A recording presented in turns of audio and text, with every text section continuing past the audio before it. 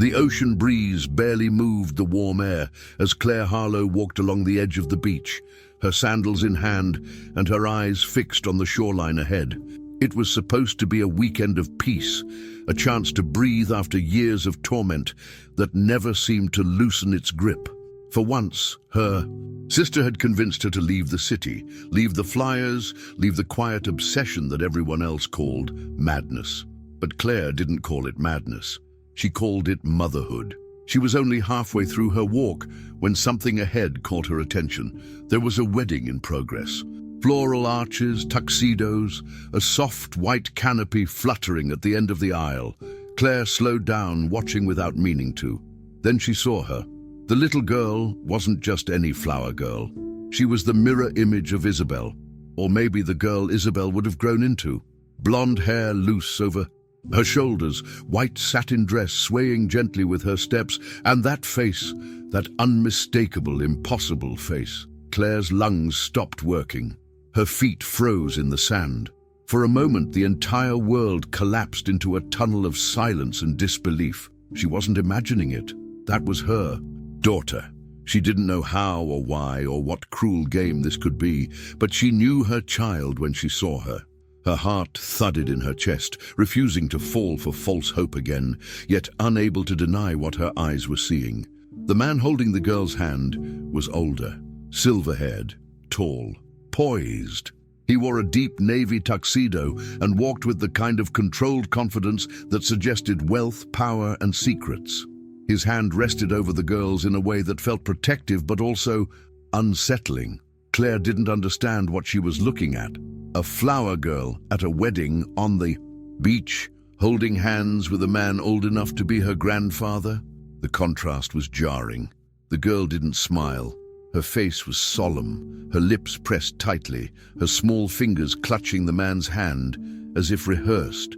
That wasn't Isabel's natural expression, not the girl who used to laugh about everything, even broccoli.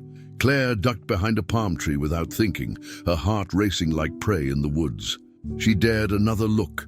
The crowd clapped softly as the girl and man approached the altar. Claire strained her vision to get a clearer view. The scar. Her eyes widened, just above. The girl's left eyebrow, half hidden by strands of hair, was a tiny pale line. Claire knew that scar better than anything. Isabel got it when she fell off the couch, trying to jump like a superhero. They'd laughed about it. It had bled so much for such a small wound, and Claire had panicked. Then, held her baby close as the doctor stitched it. That scar was real. That scar was her proof. She fumbled for her phone, fingers trembling.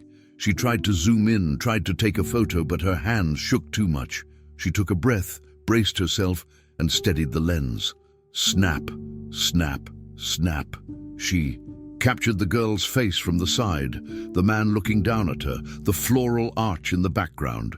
Every click felt like a piece of her soul being pulled from the past into the present. What was this? A child bride? A ceremony with secrets? Or was this something else entirely?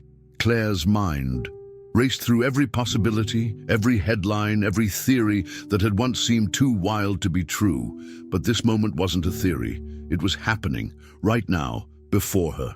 Her phone buzzed in her palm, a message from her sister. "You okay? Don't stay out too long." Claire ignored it. Nothing else mattered now. All her instincts, the ones people called paranoia, screamed at her that something was wrong. Deeply, dangerously wrong. She had spent 4 years buried in grief, chasing shadows and memories, and now, out of nowhere, her daughter was walking across a beach in a white dress, like nothing had ever happened, like she hadn't been ripped from a mall restroom, stolen from her arms, swallowed by the world. The ceremony continued, but Claire barely noticed the vows, or the audience, or the sound of waves crashing in rhythm. All she saw was the girl, Isabel, or the girl who looked like Isabel, stood still beside the man, expression blank, eyes darting occasionally to the crowd. She didn't look at ease. Her posture was stiff, rehearsed. When the man leaned down to whisper something, she nodded with a mechanical dip of her head, not the curious, lively nod of a child. Claire's throat tightened. This wasn't just strange, it was wrong. And Claire had seen wrong before. The last time she saw it, she was staring at a grainy security cam video of a hooded figure walking out of a mall restroom. Claire moved closer, still staying behind palm trees and decorative pillars lining the beachside hotel's courtyard. She wasn't supposed to be here, she didn't have a plan, but she had instinct, the one thing she trusted more than anyone now. Every detail screamed that this was real. The posture, the scar, the absence of joy, and that man, that stranger who touched Isabel's hand like she was something he owned. Claire's mind began to stitch together the horror slowly, like a curtain being pulled back inch by inch. Could this be what happened to her? Taken, renamed, dressed up, paraded like a trophy? She thought about running straight into the aisle, yelling her daughter's name, disrupting everything. But what if she was wrong? What if the girl panicked? What if the man grabbed her? Claire had waited 4 years. She couldn't afford a mistake now. She needed proof. She needed a way to follow them. Her phone battery flashed red. She cursed under her breath, then slipped away through a side path leading back toward the hotel. If she could find out who this man was, she could start pulling the thread. There were guests. Someone must know. Someone would talk. Claire reached the back of the resort, pulse thudding in her neck, sweat clinging to her skin despite the ocean breeze. She leaned against a wall and closed her eyes. This wasn't a dream. This wasn't a breakdown. Her daughter was alive. She had to be. Claire didn't know what this ceremony meant or why Isabel was there, but she was done grieving. She was done being quiet. She had just seen her child, and nothing, not time, not money, not fear, was going to stop her from getting her back. She opened her phone's camera one last time and looked at the photo she had managed to capture. The frame was a bit blurred, but the girl's face was visible, enough to recognize, enough to remember. Her breath hitched and a tear slipped down her cheek. The world had changed. The story wasn't over. It was just beginning. Claire Harlow used to be a second-grade teacher. She had a calm voice, a drawer full of handmade cards from her students, and a fridge covered in crayon-colored drawings from Isabel. Her life wasn't glamorous, but it was whole. Her mornings began with cartoons in the background and little feet, padding down the hallway in dinosaur slippers. Isabel was her only child, her late-in-life miracle, born after years of trying. And when Isabel disappeared, Claire didn't just lose her daughter, she lost herself. The days that followed weren't days anymore. They were units of pain, measured in missed meals, in empty chairs, in dreams that always ended the same. Her daughter reaching out before vanishing again. Everyone told her grief had stages, but no one mentioned that some people never made it past the first. Claire didn't weep quietly. She screamed into pillows. She tore apart the bathroom wall, looking for secret crawl spaces. She walked into police stations with coffee-stained files and pleaded with officers who barely made eye contact. When weeks turned into months and months into years, people around her began using words like acceptance and closure and moving on. But Claire didn't want closure. She wanted her daughter, and when people stopped calling, she kept going.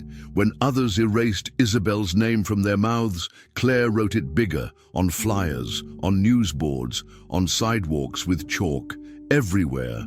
Her husband Darren tried to keep up at first. He stood beside her on the first few news reports, voice trembling, reading statements written by someone from victim services. But after the 3rd month, his voice changed. He stopped saying we and started saying Claire. When the grief made her forget their anniversary, he didn't remind her. When she cancelled Thanksgiving, he went to his sister's.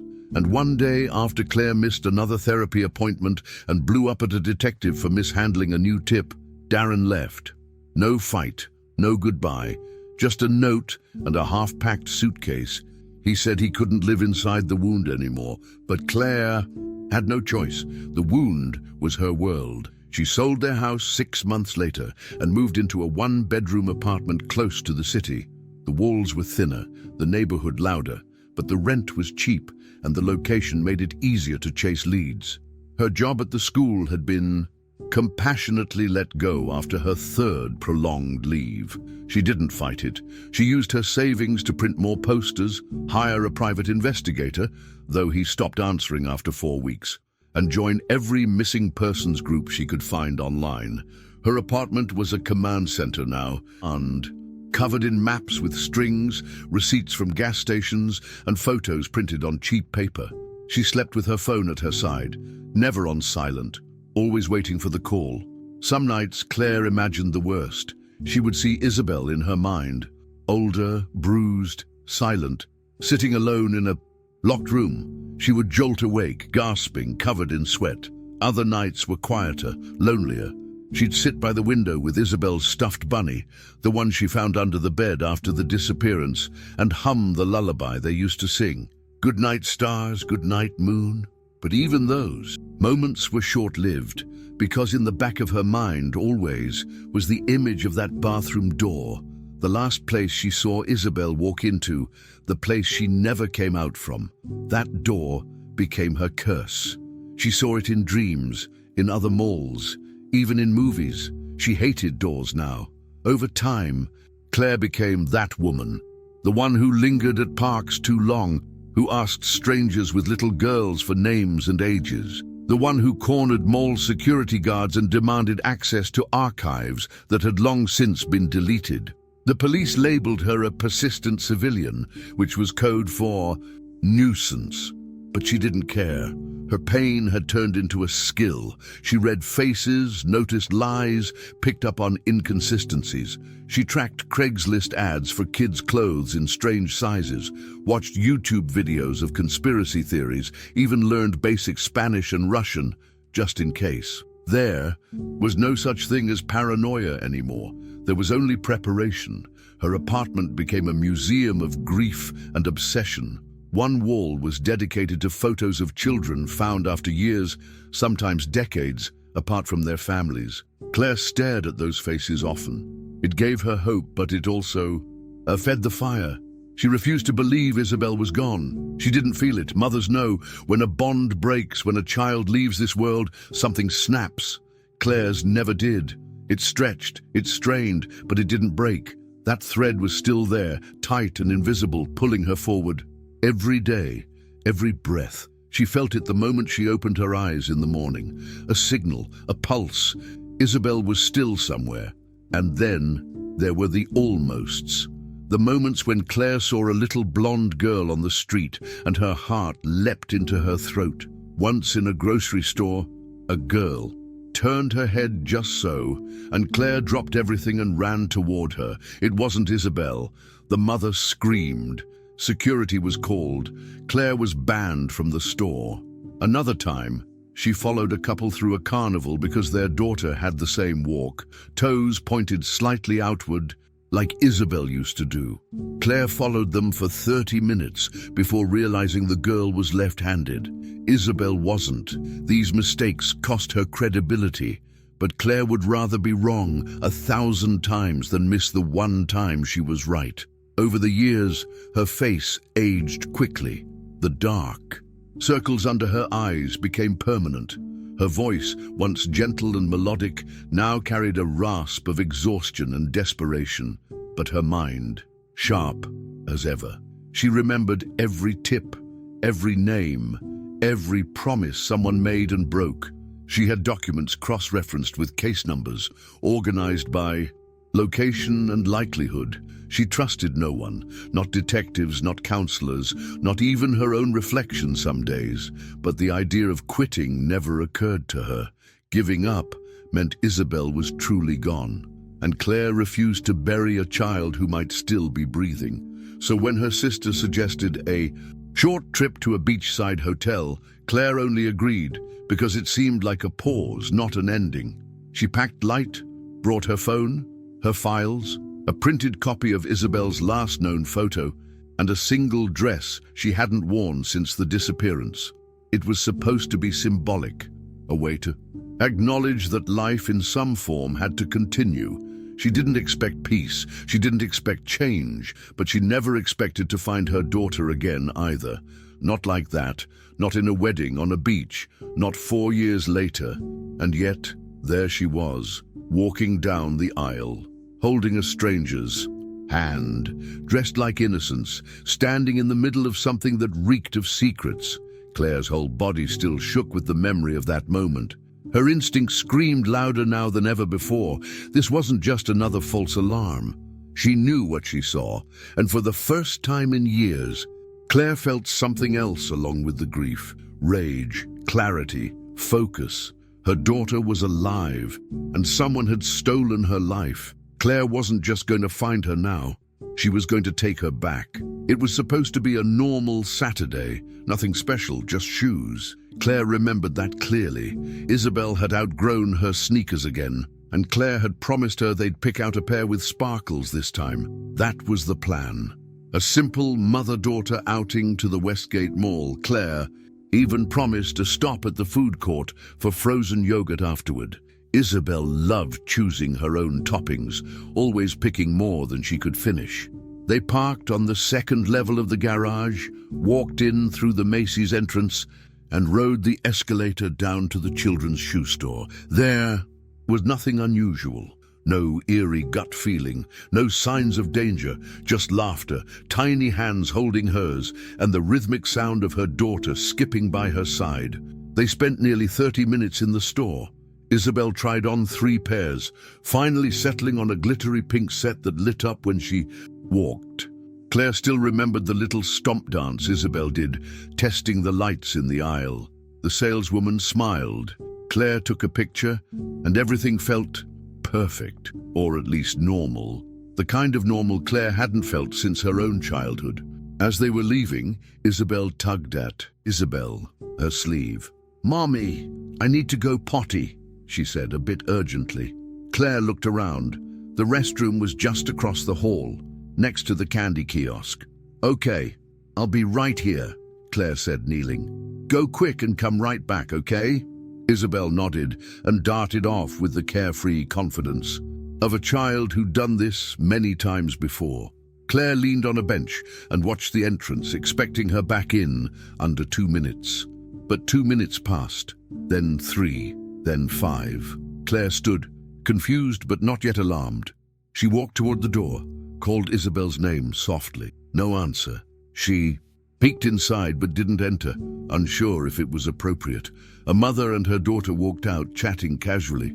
Claire asked, "Did you see a little girl in there? Blonde hair, pink shoes?" The woman shook her head and smiled awkwardly. "Sorry, no." That's when the air shifted. Claire stepped fully into the restroom, calling louder this time. Each stall was empty. She opened them one by one. Nothing. Her chest tightened. Her mind raced. She ran out into the mall hallway, eyes scanning the space for any flash of pink or blonde. Claire flagged down a security guard immediately. "My daughter went into that bathroom 5 minutes ago and she hasn't come out." He looked skeptical at first, but followed her. They checked again, called over a female staff member. Still nothing. Within 20 minutes, mall security had accessed the camera feed. Claire stood behind the monitor, her nails digging into her palms as she watched the footage play out.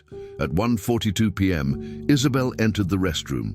1 minute later, a figure in a hoodie and jeans entered too. They stayed inside for almost 4 minutes.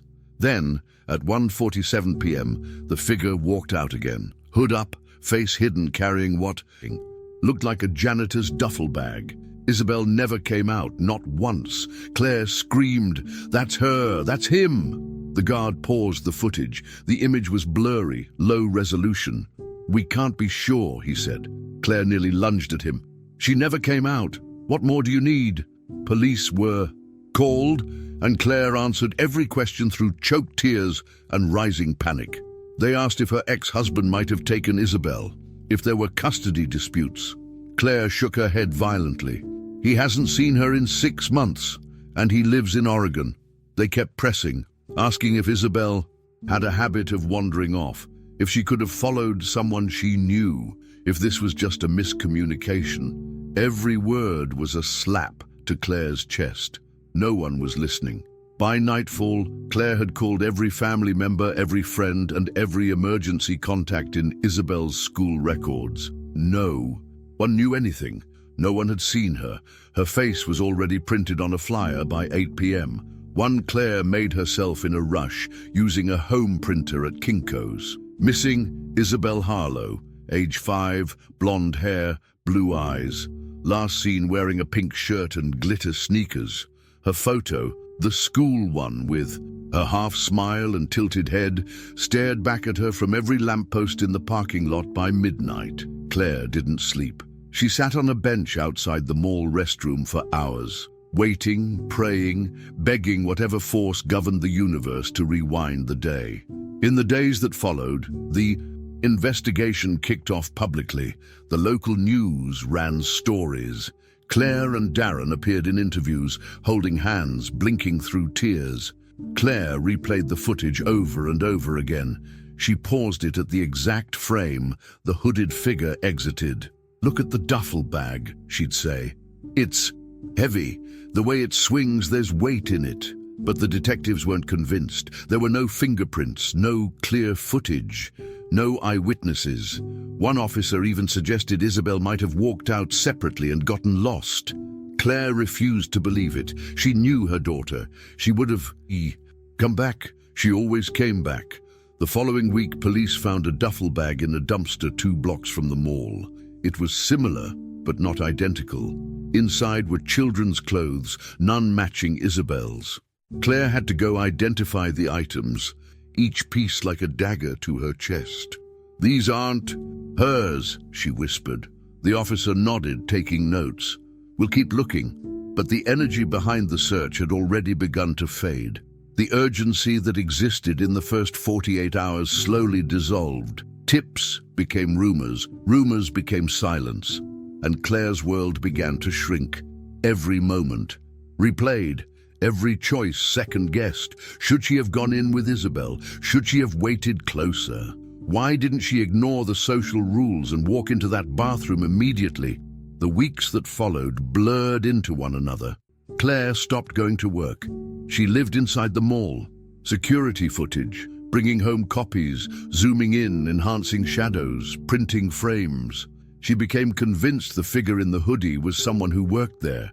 She visited janitorial supply stores, compared bags, made lists. No one else seemed to care. Darren went back to work. Her friends stopped calling. She became isolated, frenzied, determined. That moment at the bathroom door had split her life in two, before and after. And in the after, nothing was the same. Even now, 4 years later, that moment haunted her. The echo of Isabel's small voice saying, "I need to go potty." The sound of the restroom door creaking open. The sight of those pink sneakers lighting up as she skipped inside. Claire's greatest regret wasn't that she didn't follow her daughter. It was that she trusted the world to be safe. Trusted the walls of a public mall to be enough. But evil didn't always announce itself. Sometimes it came dressed as ordinary, sometimes it hid behind doors, and sometimes it carried a duffel bag out the side entrance and erased a child from the world without a trace. In the months that followed Isabel's disappearance, Claire clung desperately to anything that looked remotely like a clue. Every detail became a possible lead. Every movement from that day was replayed in her head over and over again, until memory blurred with imagination. She memorized the way Isabel walked, the tone of her voice when she said goodbye before running to the restroom. Claire would close her eyes and hear it, as if her daughter had only just turned the corner. But no one else seemed to feel that urgency. No one else seemed to believe there was something deeply wrong beyond what the evidence could show. Claire became the only one still fighting, while the rest of the world politely turned away. She began to notice how quickly people grew uncomfortable around her. Friends who once brought casseroles and sat in silence now avoided her calls. Some said they didn't know what to say anymore. Others gave her the sympathetic nods that felt more like farewells than support. Claire knew what they were thinking. It's been too long. Maybe it's time to let go. But how does a mother let go of her child? Claire didn't just miss Isabel. She still felt her. That invisible connection hadn't snapped. It was stretched thin, buried under time and silence, but it still pulled at her every day. She knew deep in her bones that Isabel was out there. Claire had started compiling what she called her Book of No's. It was a binder, thick and heavy, filled with every dismissed report, every closed email, every dead-end call she'd made. Inside were transcripts of conversations with mall employees, maps of janitorial routes, floor plans of the Westgate Mall. There were interviews with former staff, police reports she had to file FOIA requests to obtain, and her own handwritten notes, hundreds of pages. Janitor cart not accounted for during shift. Camera 3 glitched for 13 seconds. Unverified witness saw girl led toward parking garage. Every page was a piece of the puzzle no one else bothered to assemble. The binder became her gospel and her burden. The authorities never said it out loud, but Claire knew what they believed. Isabel had been taken by someone she knew. Maybe her father, maybe Claire herself was hiding something. At one point, Child Protective Services even interviewed her as part of a routine check. The implication cut deeper than anything else, as if her grief were a performance, as if her refusal to give up was suspicious. Claire stopped trusting the police after that. Every time she walked into the station, she felt eyes on her like she was the problem, not the mother of a missing child. It was easier for them to believe she was in denial than to admit they had failed. There was one officer, Detective Grayson, who seemed sympathetic at first. He listened, he nodded, he promised to keep digging. But over time, his tone changed. He began redirecting Claire to other departments, avoiding her emails, dodging her questions. "We're doing everything we can," he'd say without conviction. Once she overheard him in the hallway telling a colleague, "She's gone. The mom just won't accept it." Claire felt a cold rage that day, the kind that settles deep and doesn't leave. She realized then that she was on her own. The people who were supposed to help had already moved on. She hadn't. She wouldn't. Claire's investigation turned obsessive. She created timelines on her apartment walls, connected dots with red string, even tracked janitor supply purchases in a 50-mile radius. She searched pawn shop records for any of Isabel's missing items, a bracelet, a stuffed toy, even the light-up shoes. Nothing. She sent out postcards to every children's hospital across the state. Most never responded. A few replied with form letters, condolences. Once, a nurse emailed her saying she thought she saw a girl, matching the photo. Claire drove 6 hours in the middle of the night, only to find a completely different child. It crushed her, but she never let herself cry in front of anyone anymore. That part of her had closed off. One night, Claire remembered something that hadn't seemed important before. A woman in the shoe store had complimented Isabel's sparkly shoes.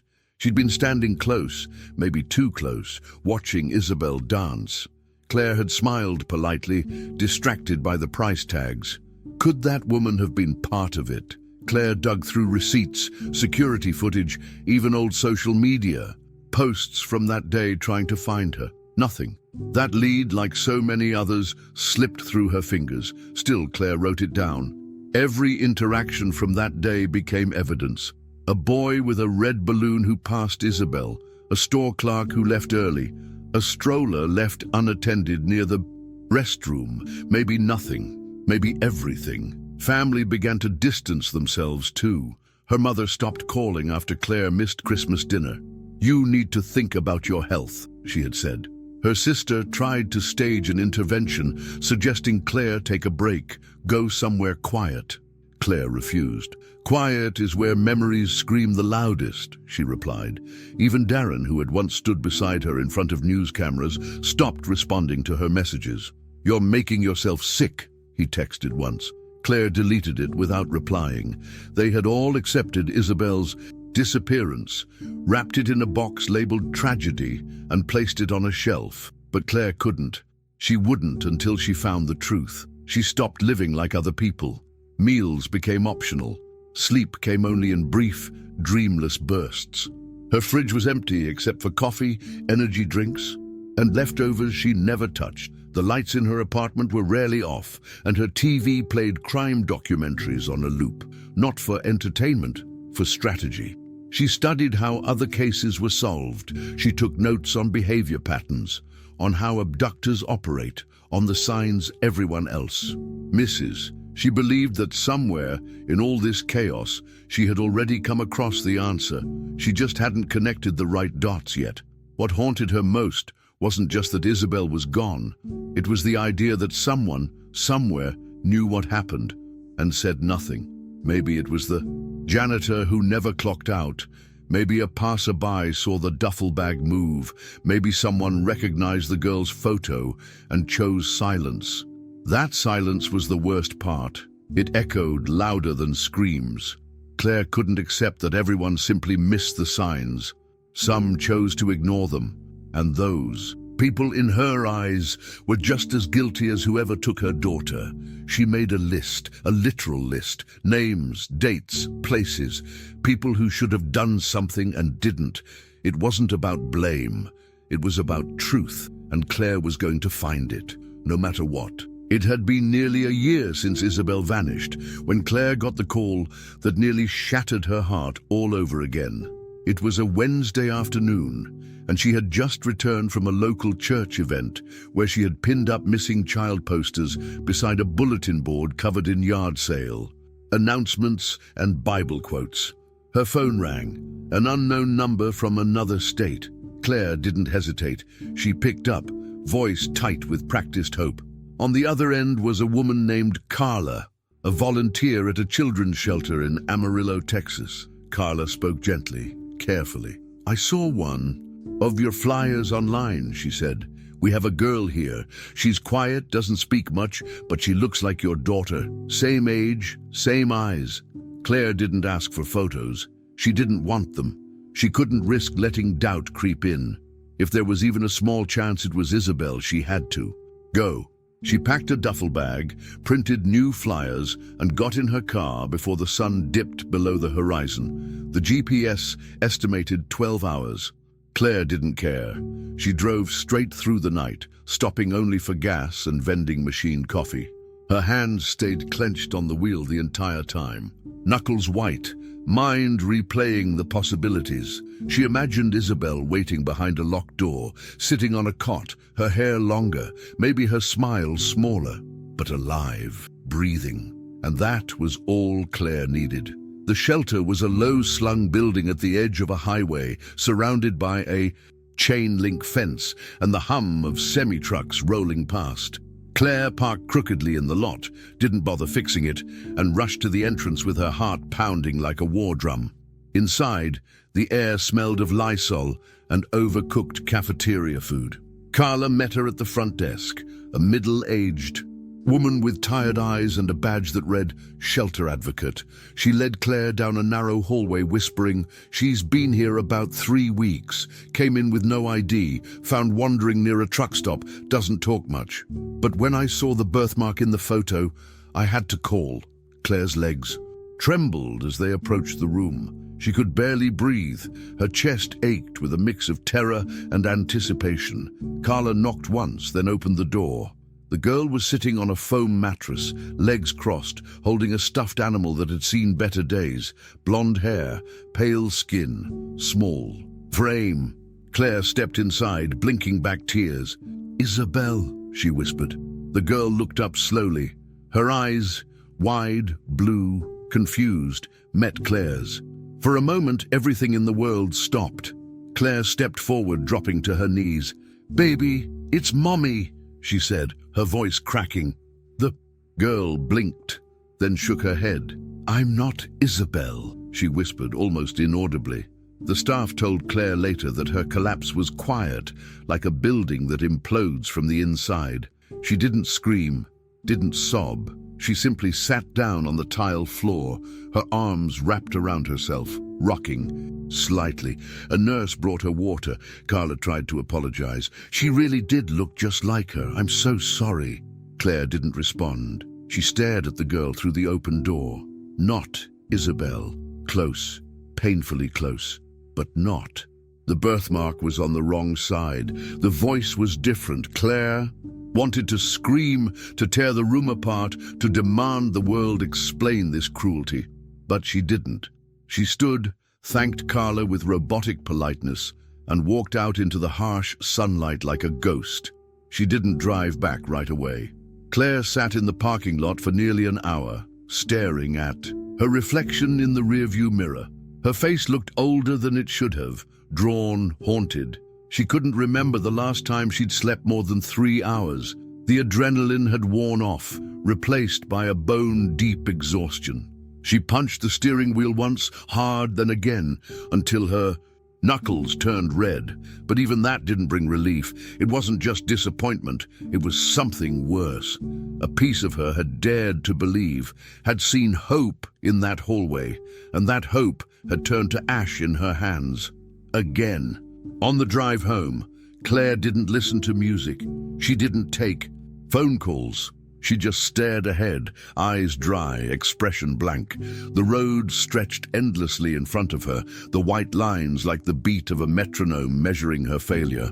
Somewhere around hour 6, she pulled over at a rest stop and vomited behind a dumpster. Her body was reacting, even if her mind tried not to. She splashed cold water on her face in the restroom mirror and stared at herself. "Get up," she whispered. "You have to keep going." It was the only thing she knew how to say anymore.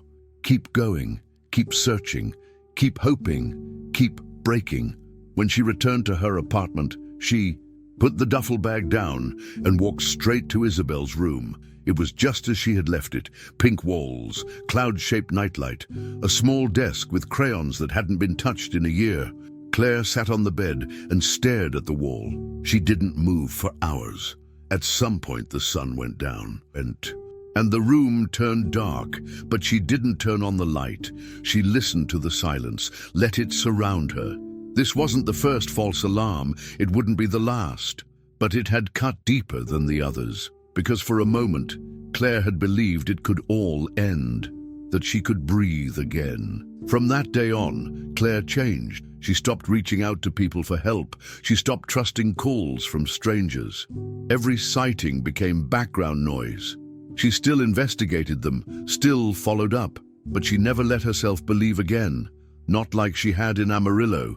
She couldn't survive another mistake like that.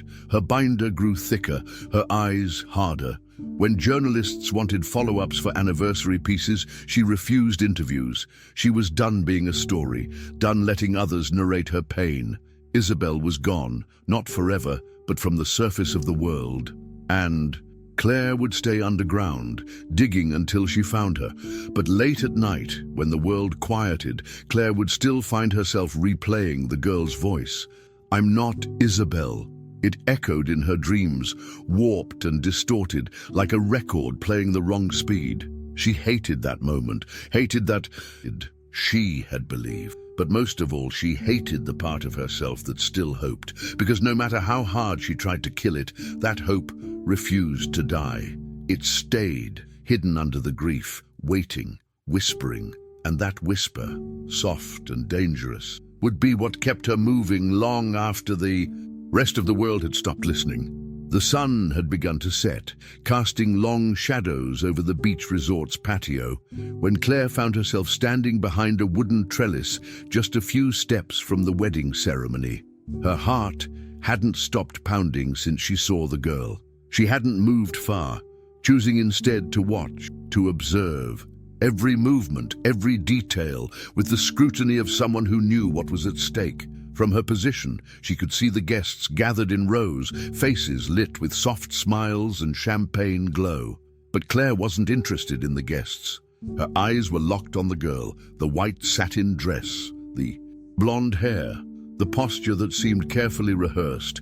Her instincts screamed that it was Isabel, but instinct wasn't enough, not this time. She lifted her phone again, this time determined to keep her hands steady. She adjusted the lens and began snapping photos. The zoom made the image slightly grainy, but she could still make out features. The curve of the jawline, the way the girl's hair tucked behind one ear, the faint trace of a scar above her eyebrow. Claire froze. That scar. It wasn't just similar, it was identical. A pale line, shaped like a crescent resting above the left brow. Isabel got that scar after slipping in the bathtub and hitting the faucet. Claire remembered the scream, the blood, the ER visit, the tiny stitches. She remembered kissing the scar every night. Now she was staring at it through a camera lens 4 years later. Her knees buckled slightly. She had to lean on the trellis to stay upright. It was her. But why was Isabel here? And who was the man beside her? Claire zoomed out slightly and focused on the man's face. He was older, maybe mid-50s, with grey at his temples and a stiff smile that never quite reached his eyes. He wore a navy tuxedo and a designer watch that glinted in the sun. Claire heard someone nearby say his name in passing, Richard Barron. That name meant nothing to her, not yet, but the way he held Isabel's hand, not like a guardian, not like a father, but like an owner, sent a chill down her spine. Claire zoomed in. On his grip, it was firm, too firm. And Isabel, or the girl who had to be Isabel, wasn't pulling away, but she also wasn't smiling. Claire stepped back, retreating into the foliage behind the trellis. She needed to breathe, to think, to organize the rush of thoughts pounding through her skull. She reviewed the photos, image after image, angle after angle. All of them showed the same truth. The girl was Isabel, and she wasn't there by accident. This wasn't a coincidence. Claire had no idea what this wedding was or what part Isabel was playing in it, but it was wrong. Everything about it was wrong. The girl wasn't acting like a guest or even a flower girl. She was quiet, controlled, rehearsed. It reminded Claire of someone following instructions, or worse, threats. She waited until the ceremony ended and the crowd began to drift toward the reception tent. Claire moved cautiously, staying behind palm trees and decorative structures, always watching. She spotted Isabel and Barron walking toward the hotel's side entrance, their steps synchronized, Isabel's eyes lowered. Claire followed at a distance, pulling her hoodie up and keeping her face down. She couldn't risk being seen. Not yet.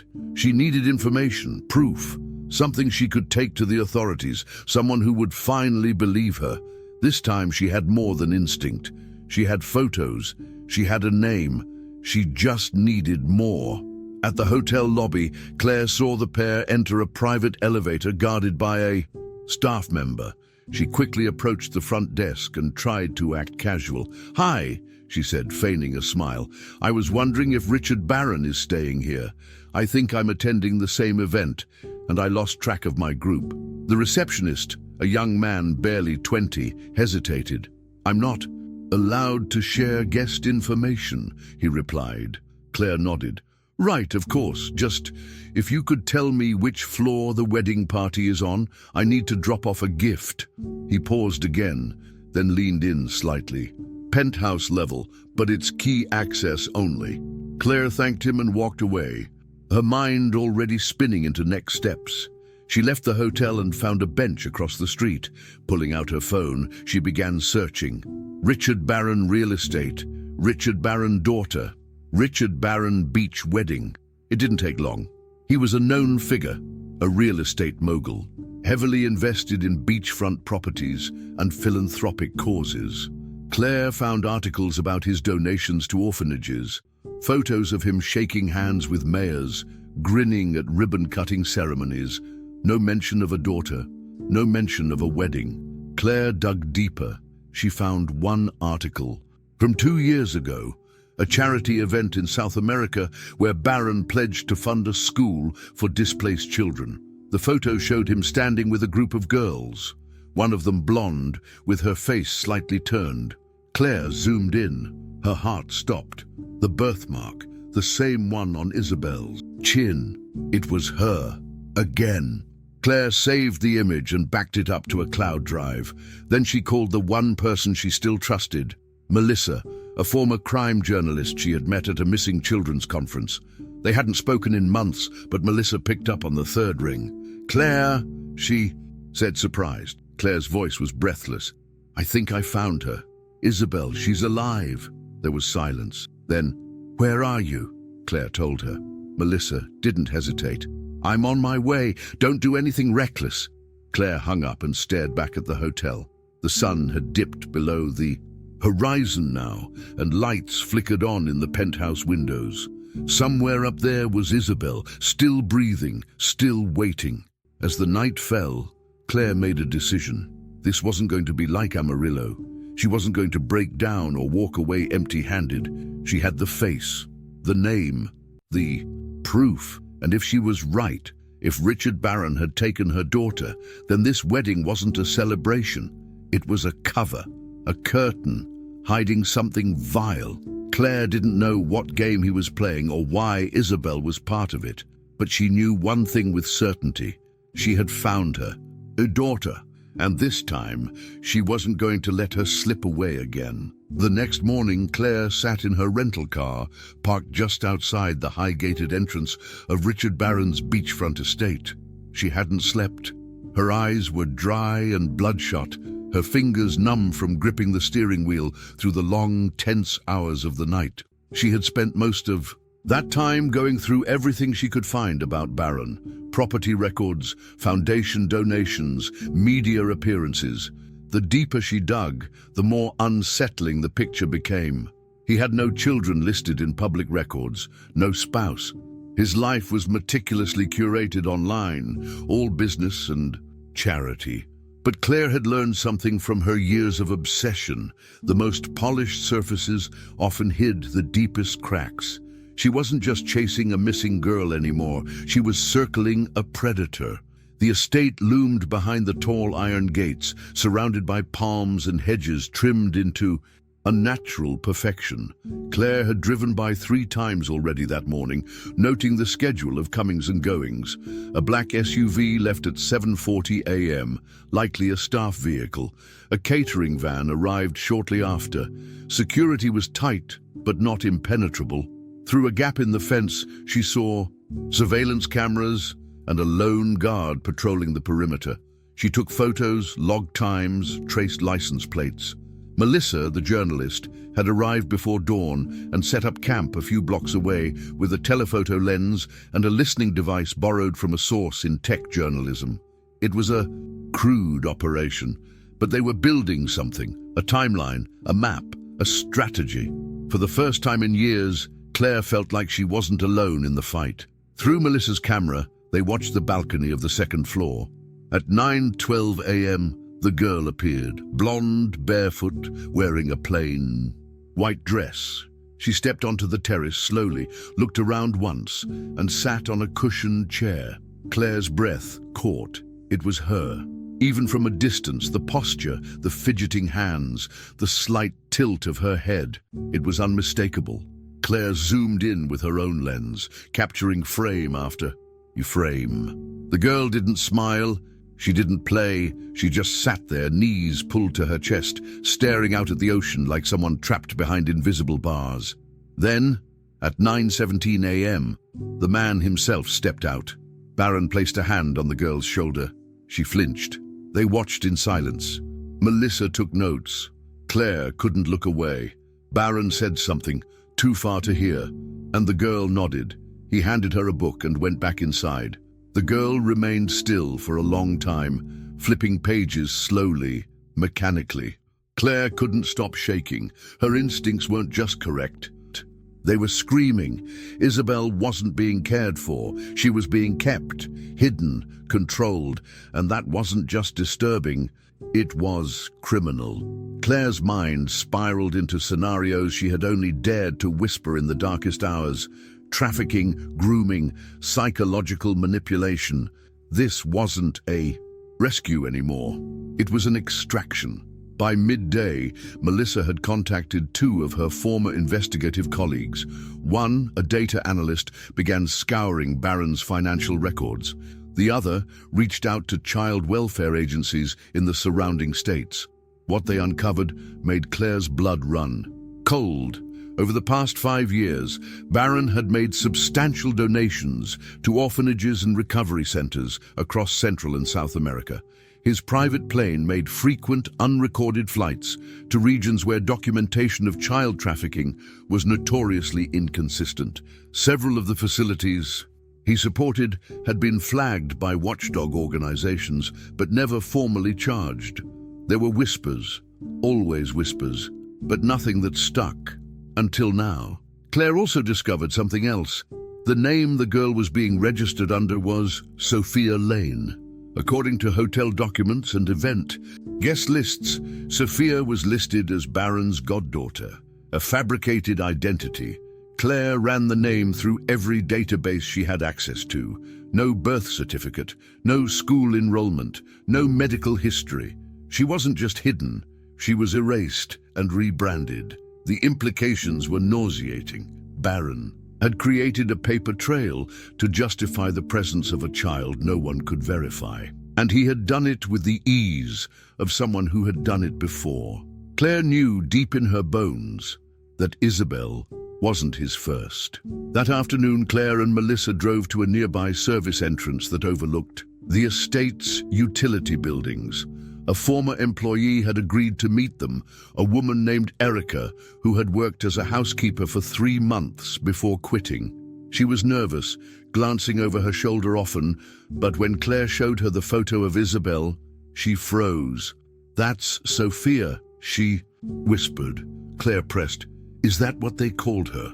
Erica nodded. "Yeah, but she didn't talk much, always quiet. He said she was homeschooled, said her parents died in a car accident, but I don't know. Something felt wrong. She never looked happy. She never looked free." Erica described odd routines, how the girl was always escorted, how she wasn't allowed outside certain hours, how she once found her crying in a closet, only to be told by Baron's assistant that she's just having a hard time adjusting. She also remembered Baron being extremely protective of that wing of the house. Nobody cleaned her room, not even me. He had someone else do it, someone who didn't wear a uniform. Claire recorded everything. Melissa took notes. They both knew it wasn't enough for court, not yet. But it was more than enough to validate everything Claire feared. This wasn't just concealment. It was captivity. Later that night, Claire reviewed all the footage again, the girl's every movement, her interactions, her silence.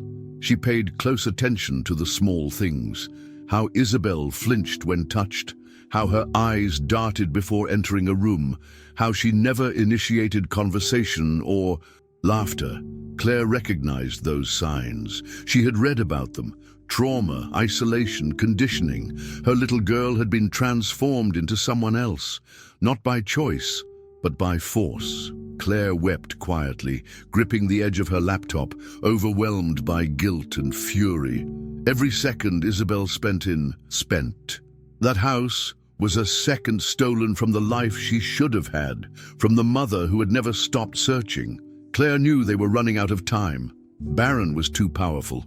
If he caught wind that someone was watching, he could move Isabel again, disappear her all over. Claire couldn't allow. She had missed the first chance. She wasn't going to miss this one. Tomorrow, they would start assembling everything, witness statements, financial evidence, photos. Claire didn't trust the police, not after what had happened before, but she had another plan, one that would make the truth undeniable, and this time the world was going to listen.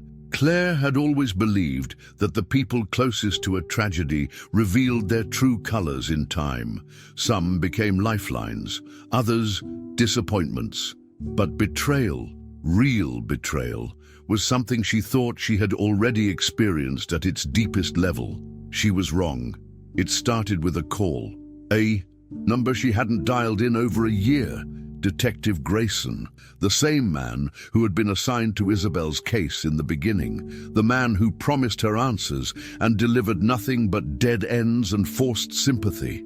Still, Claire needed access to legal resources. She needed advice, leverage.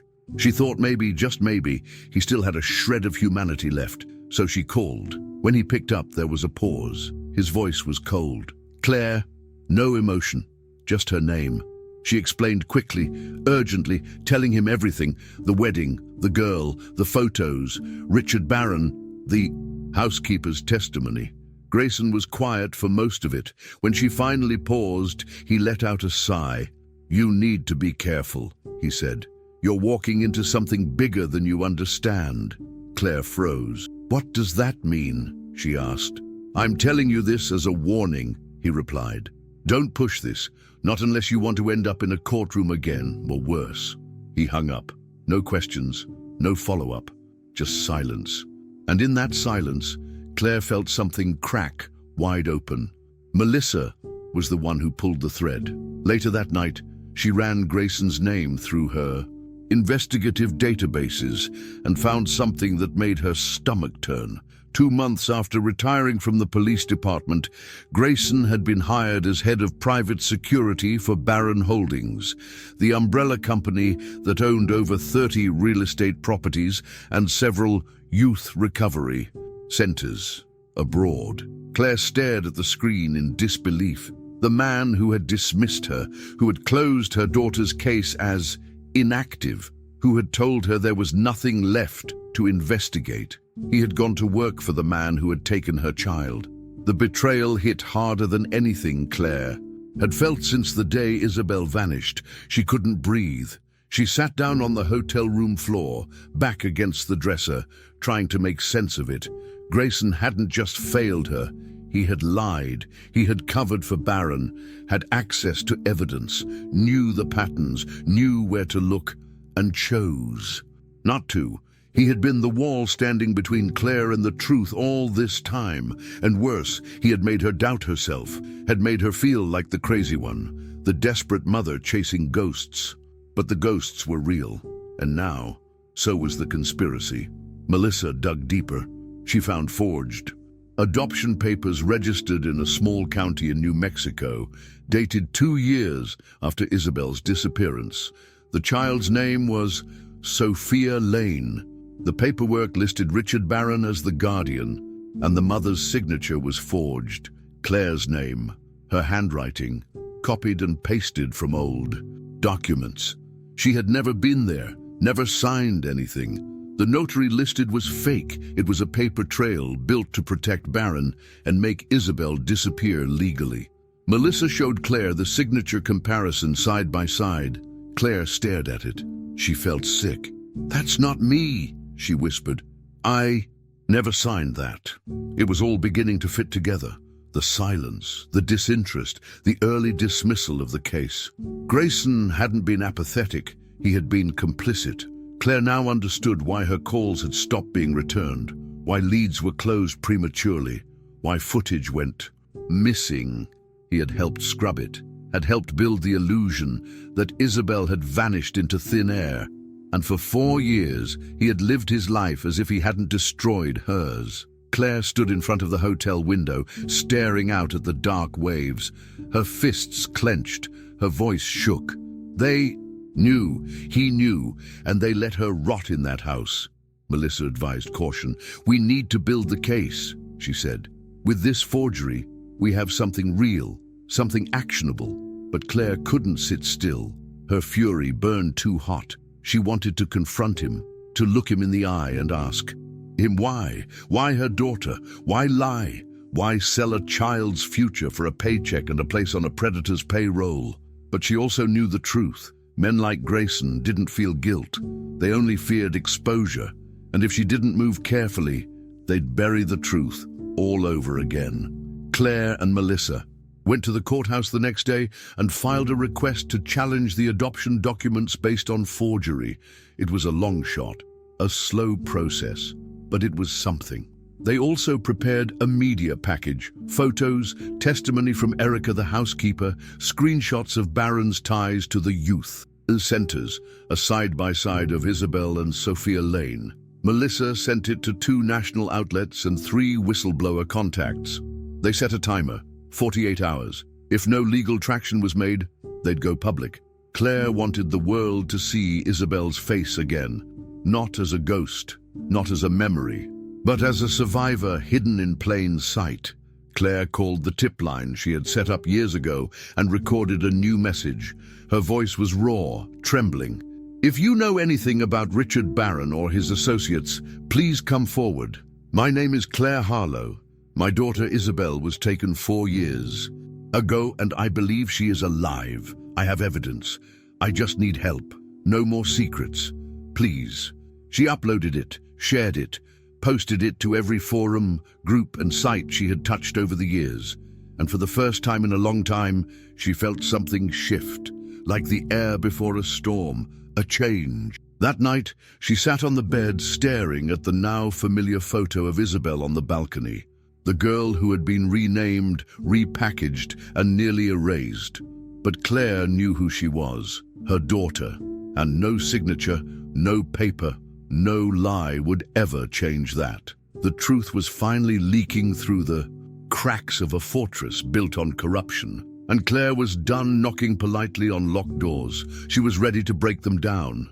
Claire stood outside the gates of the barren estate, the late afternoon sun casting a golden hue across the polished concrete and stone. Her heart pounded not with fear, that emotion had burned out long ago, but with resolve. This was it, the moment she had waited for.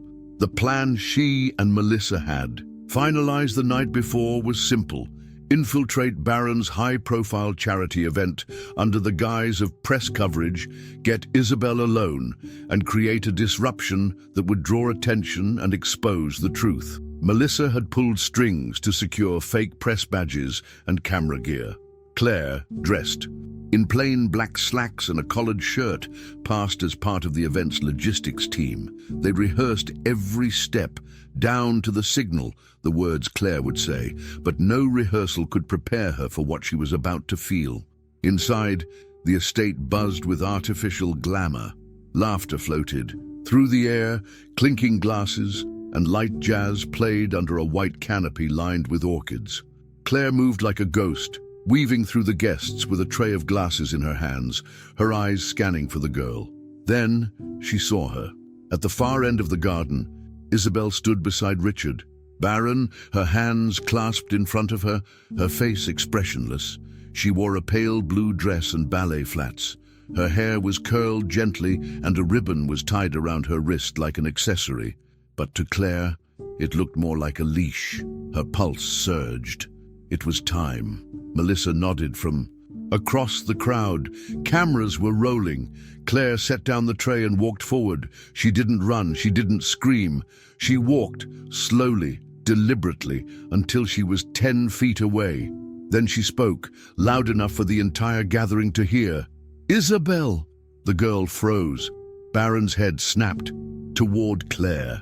Guests turned. A hush fell over the garden. Claire stepped closer, her voice firm. "Isabel Harlow, it's me, Mommy." Isabel's eyes widened. Her lips parted. Claire saw recognition, a flicker, a memory fighting its way to the surface. Barron moved, stepping between them. "She doesn't know you," he barked. "You're trespassing." Claire held up her phone, the screen showing side-by-side photos of Isabel then and now.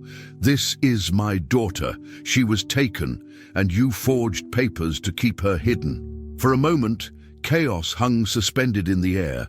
Then, Melissa raised her camera and shouted, "This is being recorded. This girl was reported missing 4 years ago." Security guards moved in, but so did several guests, phones already up and filming. Barron's face shifted, not to panic, but calculation. He grabbed Isabel's wrist. That was the last straw. Claire surged forward, but Isabel was already moving. She yanked her arm free and stepped back. "Don't touch me," she said, her voice soft but firm. Barron hesitated. Then Claire reached her. She fell to her knees and opened her arms. "It's okay. I'm here now. I'm real. You don't have to pretend anymore." Isabel didn't move. At first, then slowly she stepped into her mother's arms and collapsed into sobs. What followed was chaos. Police were called. The crowd erupted in noise. Claire clung to Isabel, shielding her from the cameras, whispering that everything would be okay. Barron tried to claim legal guardianship. He shouted about forged credentials and false accusations, but Melissa handed over the forged adoption files. Erica, the housekeeper, arrived with a printed statement. The officers looked stunned, overwhelmed, but they did their job. Baron was escorted away in handcuffs.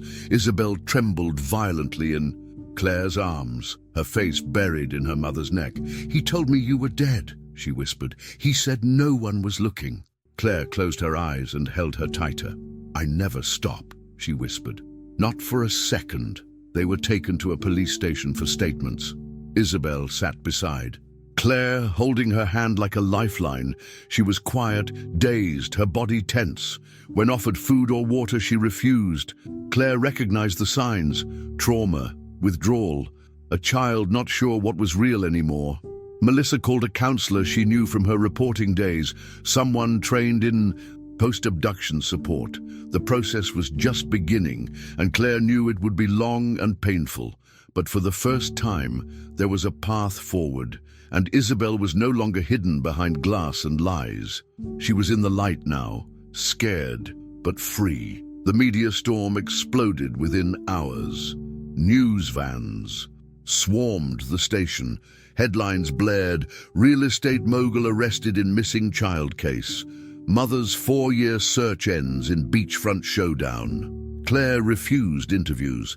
She didn't care about the cameras or the stories. She only cared about the girl beside her, the one with shadows in her eyes and weight in her silence. Isabel didn't speak much that night. She just held Claire's sleeve while they sat in the back of a quiet room at the safe house. Claire didn't push. She just stayed. She whispered stories, sang the lullaby they used to sing, the one about the stars and the moon and home. Eventually, Isabel asked one question: "Am I really Isabel?" Claire nodded, tears in her eyes. "You always were." The girl looked down at her hands. "I forgot," she said. "Everything, even your face." Claire's voice broke. "It's okay. I remembered enough for both of us." They sat in silence for a while longer, and then Isabel whispered something that shattered Claire's heart. "I thought I was someone made up, that I didn't exist before." Claire shook her head, pulling her close. "You existed, baby. You lived in me, every minute, every breath." Later, when Isabel finally fell asleep, curled beside her, Claire stared at the ceiling. Her body was numb. Her mind refused to rest. She knew this wasn't the end. There would be trials, reports, trauma counseling, and healing that could take years. But Isabel was beside her, warm, alive, breathing. The worst had passed, but the aftermath was its own kind of storm. Still, Claire was ready. She had survived 4 years of silent suspicion and solitude. She would survive this too, for her daughter. She brushed a strand of hair from Isabel's face and kissed her forehead gently. "You're safe now," she whispered, "and I swear to you, you'll never be alone again." It took weeks before Isabel began speaking in full sentences again. The counselor said it was normal, that trauma like hers didn't just fade. It reconfigured the way a child saw the world, the way she understood safety, identity, even language. Claire listened, absorbed every word, but in her heart she already knew. She could see it in Isabel's eyes, the way she jumped at footsteps, the way she paused before answering to her own name. There were days Isabel didn't speak at all, days she would curl up in silence, head buried in her knees, drawing slow circles with her fingers on the couch cushion. Claire didn't push. She stayed close, letting her daughter set the pace. After years of running into walls, she was learning the slow art of waiting again. But this time, for healing instead of leads. The first time Isabel called her mom, it was barely louder than a breath. They were in the kitchen, Claire stirring soup, Isabel coloring at the table. "Mom?" Claire turned, wooden spoon in hand, not daring to speak. Isabel looked up, her face tentative. "Can I have carrots instead of peas?" It was the most ordinary sentence in the world, and it hit Claire like thunder. She had to turn away so Isabel wouldn't see the tears in her eyes. "Of course, baby," she said, her voice trembling with a joy that didn't need explanation. That moment, not the rescue, not the headlines, was the one that stayed with her. It meant something real had returned. Isabel remembered who she was, or at least who she wanted to be. Claire had been advised to avoid the internet, the news, the constant noise, but she couldn't help it. The story had exploded into national conversation. Richard Barron's name was everywhere. The charities he funded were being investigated. Several countries launched inquiries into the overseas programs he sponsored. The Sophia Lane identity was exposed as one of several falsified guardianships tied to his inner circle. 3 other girls were rescued from affiliated properties. Claire stared at their faces when they were shown on television. She cried for them and for their mothers wherever they were. Justice, it seemed, was finally echoing outward from a single truth Claire had refused to abandon. The trial took nearly a year to begin. Barron pled not guilty, claiming Claire was a delusional woman chasing a fantasy. His lawyers tried to paint her as unstable, citing her prior breakdowns, her obsession, her behavior in public. But the evidence was too strong. The forged adoption, the testimony from multiple former employees, the psychological evaluation of Isabel, which revealed years of coercive control, identity confusion, and emotional suppression. And finally, Isabel herself, who stood in court holding Claire's hand and when asked her name, spoke clearly into the microphone. "My name is Isabel Harlow." The room fell silent. It was the moment everything broke. The jury didn't take long. In the months that followed, Claire and Isabel rebuilt in tiny, fragile steps. Isabel started therapy twice a week. She chose the room in Claire's new apartment that had the biggest window. "For the light," she said. She slept with the door open and the hallway light on. Claire bought a nightlight shaped like a moon. Slowly, the rituals of normal life began to return. Pancakes on Saturdays, laundry days, a pink backpack for school, though it took months before Isabel agreed to go back. When she did, Claire watched her walk inside from the car, her small shoulders squared, her feet slow but steady.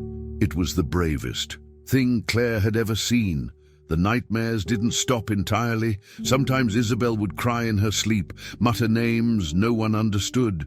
Other times, she would wake up and sit in silence for hours. Claire never left her side.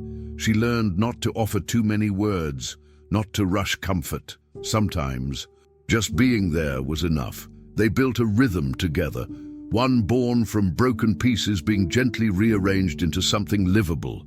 Not perfect, not painless, but livable and real. One evening, as they sat watching a movie on the couch, Isabel leaned her head on Claire's shoulder and whispered, "You didn't stop looking." Claire kissed her forehead. "Not for a second." Isabel looked up. "Everyone else forgot me." Claire took a breath. "Not everyone. But most people stop searching when it hurts too much. I just kept hurting." Isabel nodded slowly. "I remember your voice sometimes. In the, or dark." Claire smiled, fighting tears. "I was always talking to you, every night." That night, Isabel asked to hear the lullaby again. Claire sang it softly, her voice cracking on the final note. Eventually, Claire framed a photo of Isabel, the first one after the rescue. They had taken it on a park bench, her hair tied in a ponytail, a shy smile just starting to return to her lips. Claire placed it above the fireplace, not as a symbol of tragedy, but of survival. Visitors sometimes asked if that was the girl from the news. Claire would simply reply, "That's my daughter," because the world might know her story through headlines and courtrooms, but Claire knew it through late-night whispers, trembling hands, and one powerful truth: no lie, no man, no system had been strong enough to erase who Isabel really was. Years later, when Isabel was old enough to understand the full story, she asked why Claire never gave up.